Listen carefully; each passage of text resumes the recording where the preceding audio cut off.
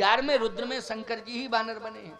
जही शरीर रति राम सो सोई आदर ही सुजान, रुद्र देह तज नेह वह शंकर भय हनुमान। जान राम सेवा सर समुझ कीन अनुमान, पुरखा ते लड़का भय हरते भय हनुमान। ये हनुमान जी जो है ना बानर, ये भगवान शिव ही हैं 11वें रुद्र में। चलो अब कह रहे हो ब्राह्मण, तो मैं ब्राह्मण बना जाता हूं। मेकअप किया, एक पुस्तक हाथ में ली, चल दिए खड़ाऊ पहन के प्यारे। लेकिन सत्य कह रहा हूं आपसे, नकली ब्राह्मण में और असली ब्राह्मण में बहुत अंतर होता है, बहुत अंतर होता है। बनना अलग बात है, वास्तविकता आना अलग बात है। मैं एक बात कह रहा हूं, हनुमान जी के चरित्र से शिक्षा लो कि हनुमान जी जैसे ही ब्राह्मण बन के पहुंचे तो रघुवंश की परंपरा है कि ब्राह्मण को सामने देख लेते हैं रघुवंशी तो प्रणाम करते हैं। ब्राह्मण है ना, प्रणाम करते हैं, ब्राह्मण को कवच मानते हैं कि हमारी रक्षा करने वाला होता है। अच्छा, ब्राह्मण का भी कार्य यही था कि जो भी तप करता था ब्राह्मण, वो समाज के कल्याण के लिए करता था, यानी उसका आशीर्वाद समाज का कवच बन जाता था। क्या बन जाता था? कवच। तभी तो लोग कहते थे पाए लागे महाराज, तो कहते थे खुश रहो। इसका मतलब है कि सुबह सुबह लोग निकलते थे तो ब्राह्मण को महाराज पाए लागे, अच्छा खुश रहो, इसका मतलब है कवच। ये आशीर्वाद क्या बन गया? कवच बन गया। लेकिन प्यारे, आशीर्वाद देने की पात्रता होनी चाहिए, क्षमता होनी चाहिए। ऐसा काम नहीं हो इन हाथों से कि हम आशीर्वाद देने के लायक न रहे। इसलिए सोच समझ करके ब्राह्मण को एक एक कदम उठाना चाहिए और उसका जीवन सात्विकी होना चाहिए, उसका जीवन तपस्वी होना चाहिए। उसके हाथ में बहुत बड़ी ताकत होती है। लेकिन इतना सुंदर स्वर्णिम अवसर अगर भगवान ने तुम्हें दिया है तो उसका दुरुपयोग मत करो, उसका सदुपयोग करो। जीवन की सार्थकता इसी में है। हम ब्राह्मण बने हैं तो हमें ब्राह्मणत्व होना चाहिए, हमें देवत्व होना चाहिए। तुम धरती के देवता हो, भूषुर कहा जाता है, धरती के देवता हो, हमारे अंदर देवत्व होना चाहिए। हमारी जो परंपरा आर्य संस्कृति, हमारी जो पुरानी परंपरा है, सनातन संस्कृति है, उस सनातन संस्कृति ने जो नियम बनाए हैं उन नियमों का हमें पूर्णतः पालन करना चाहिए। देखो कितना बड़ा सम्मान होता है ब्राह्मण का। भगवान राम के पास पहुंचे हनुमान जी, लेकिन ब्राह्मण बन के गए। जब ब्राह्मण बन के गए, विप्र रूप धरी कपितः गए।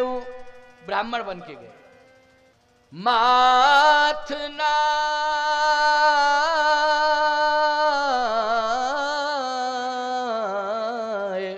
पूछत अस भय।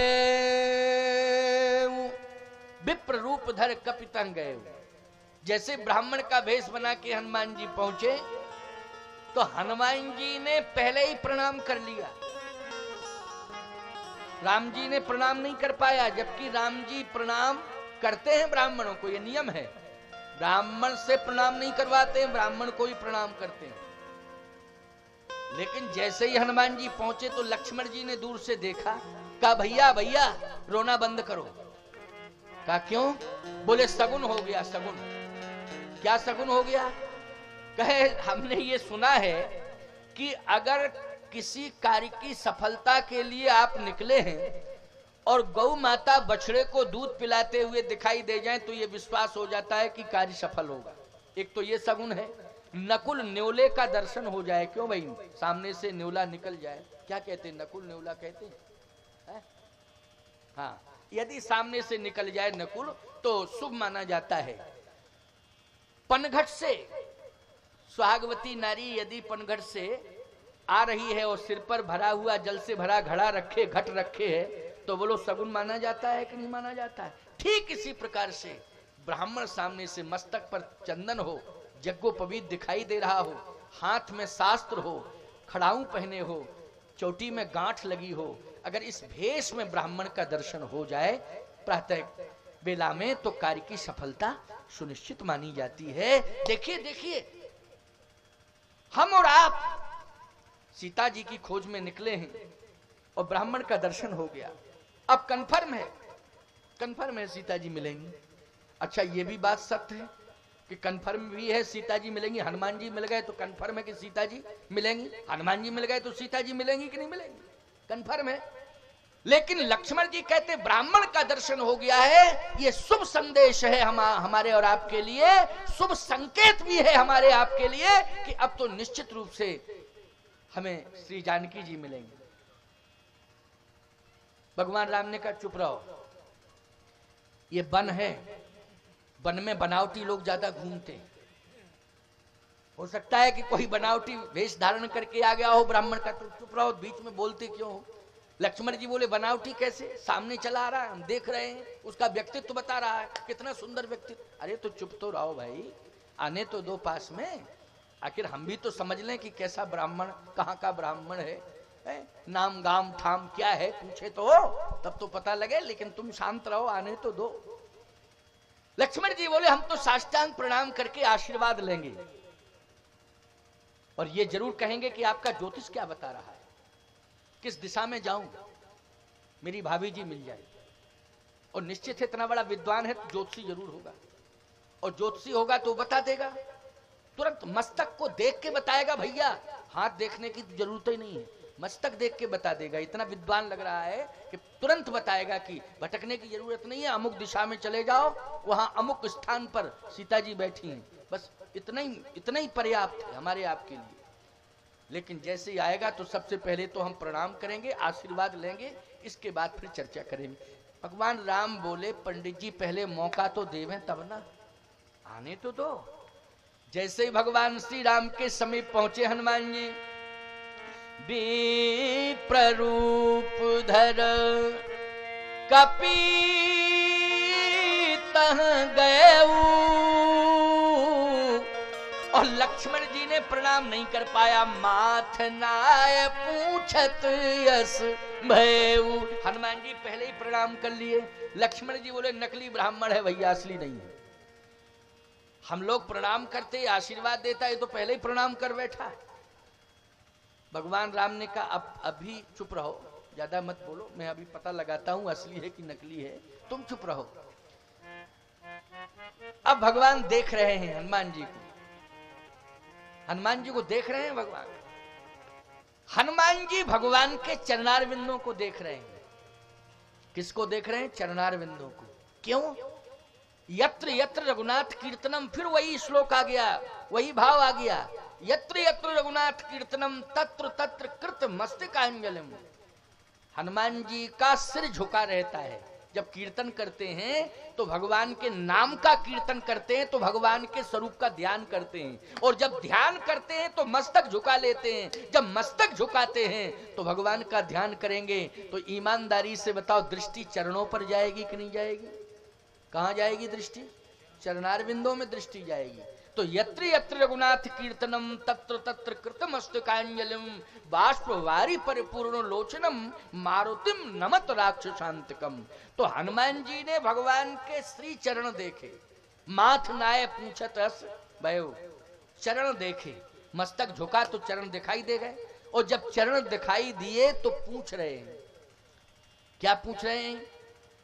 जरा मैं पूछूं तो कि जिन चरणों का हम नित्य ध्यान करते हैं वैसे ही तो ये चरण हैं जिनका हनुमान जी सोच रहे कि अरे जिन चरणों का मैं ध्यान करता हूं वही चरण मुझे दिखाई दे रहे हैं जिनका मैं नित्य ध्यान करता हूं। लेकिन फिर भी पूछ लूं